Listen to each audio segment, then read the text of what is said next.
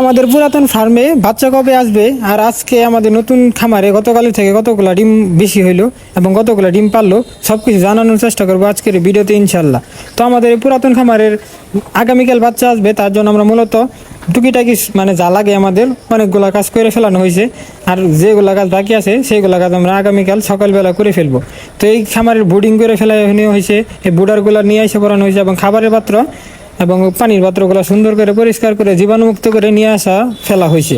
তো এই খামার থেকে আমি বের হয়ে পড়তেছি আমাদের ওই নতুন খামারে আজকে কতগুলো ডিম হইলো এবং গতকালের থেকে কতগুলো ডিম বেশি হইলো সব কিছু আজকে আপনাদেরকে জানানোর চেষ্টা করবো ইনশাল্লাহ।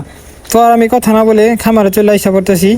খামারে চলে আসে, খামারের তালাটা খোলাই আছে, তো আমি দেখি আজকে আমাদের কতগুলো ডিম হয়েছে। তো খামারের দরজাটা আমি লাগাই দিলাম, যেহেতু আপনার খামারের ভিতরে অন্য কোনো লোক ঢোকা নিষেধ, কারণ আপনার বাহিরের লোক আইসা খামারে হুট করে ঢুকে বললে কই থেকে না কই থেকে আইসে, জীবাণুমুক্ত বুঝেন নাই, জীবাণু নিয়ে আসবে, তার জন্য আমরা খামারের ভিতরে কোনো লোক এলাও করি না। তার জন্য মূলত আমি এই ডিমগুলো আমি দুপুরে তুলে রাখছিলাম, কাজের অনেক চাপ, যেহেতু আগামীকাল আমাদের ওই পুরাতন খামারে বাচ্চা আসবে। বাচ্চা আসার আগে আপনার অনেক কাজ থাকে, সেই কাজগুলো আমরা করতেছি। সেই কাজগুলো করতে গিয়ে আমাদের সময়ের খুবই অভাব পড়ে গিয়েছে, তার জন্য মূলত আমি দুপুরবেলা ওই ডিম তোলার ভিডিওটা করতে পারিনি। তো দুপুরবেলা আমি ডিমগুলো তুলে রাখছিলাম, এখন ওই বিকালবেলা আইসা এই বাকি ডিমগুলো তুলে দেখবো আজকে আমাদের টোটাল কতগুলো ডিম গতকালের থেকে বাড়লো এবং কতগুলো ডিম হইলো।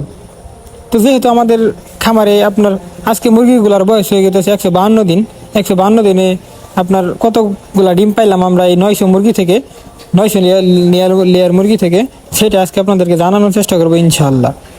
তো এই যে একটা 2 কুসুমালা ডিম পারছে, এই মুরগিটা আপনার 2 কুসুমালা ডিম পেরে দিছে, আলহামদুলিল্লাহ। তো আমার এই পাশে ডিমগুলো তোলা আছে, আমি নিচের দিকেও তাকাই দেখলাম ডিম কোনো জায়গায় আটকেছে কিনা। তো নিচে কোনো ডিম আটকে নাই।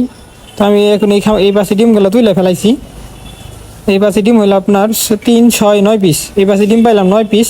এখন ওই 2 মিনিটের ডিমগুলো তুলার পরে একটা হিসাব করব যে আজকে আমাদের কতগুলা ডিম হইলো এবং কতগুলা ডিম গতকালের থেকে বেশি হইলো। বেশি হওয়াটা জরুরি, কারণ আমাদের ডিম যদি বেশি না হয় তাহলে তো ডিম বাড়বে না।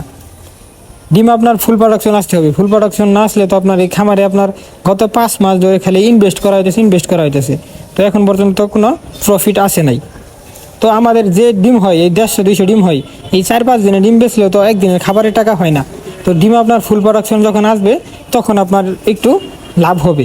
ডিমের বাজার এখন আপনার মোটামুটি ভালোই আছে, কিন্তু আমাদের এই ছোটো ডিমগুলার বাজার একেবারে কম।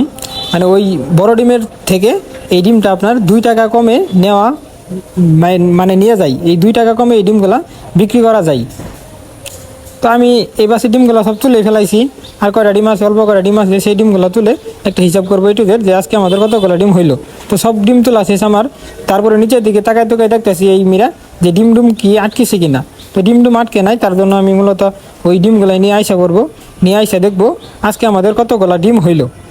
তো গতকাল আমাদের লেয়ার মুরগিগুলো ডিম পারছিল 900 মুরগির থেকে আমরা ডিম পাইছিলাম 136 পিস। তো আজকে দেখি আমাদের কতগুলো ডিম হইলো।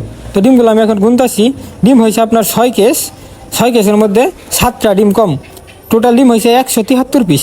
173 পিসের মধ্যে মানে 173 পিস ডিম পারছে আজকে, গতকালকে পারছিল 136 পিস। 136 পিস বাদ দিলে 173 পিসের মধ্যে ডিম আপনার বাড়তি হয় 37 পিস। তো আলহামদুলিল্লাহ আজকে আমাদের 37 পিস ডিম বেশি পারছে। তো সবাই ভালো থাকবেন, সুস্থ থাকবেন, টাটা বাই বাই, আল্লাহ হাফেজ।